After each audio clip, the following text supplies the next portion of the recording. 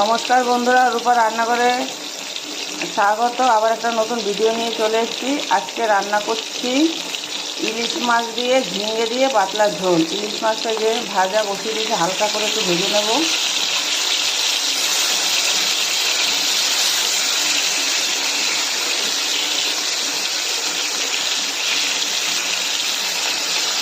এখানে ঝিঙেটা এরকম করে কেটে নিয়েছি। এখানে জিরে আর লঙ্কা একটু বেটে নেব।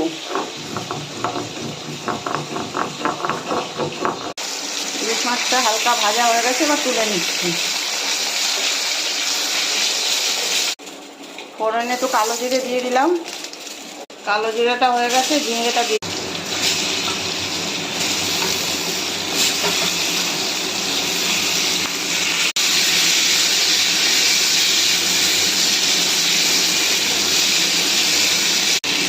ঝিঙেটা একটু ভাজা ভাজা হয়ে গেছে। এটার মধ্যে আমার ছাদ বাগানের ঝিঙে,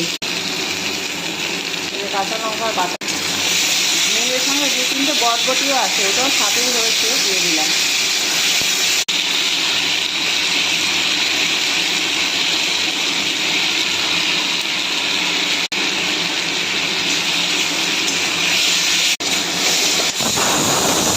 পরিমাণ মতো ঝোল দিয়ে দিলাম।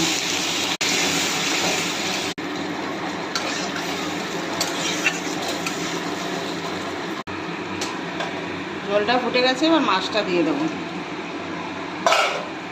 একটা কাঁচা লঙ্কা দিয়ে দেবো। 5-7 মিনিট একটু ফুটিয়ে নেব। ইলিশ মাছের পাতলা ঝোল হয়ে গেছে, এবার একটু ধনেপাতা ছড়িয়ে দেবো।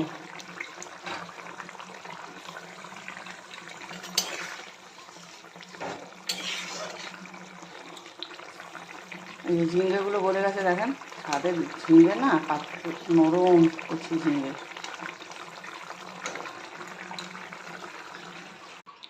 আমার ইলিশ মাছের পাতলা ঝোল হয়ে গেছে। আপনারা এরকম করে রান্না করে খাবেন, কমেন্টে জানাবেন, লাইক শেয়ার সাবস্ক্রাইব করবেন। আবার একটা নতুন ভিডিও নিয়ে দেখা হবে। আজ তাহলে আসছি।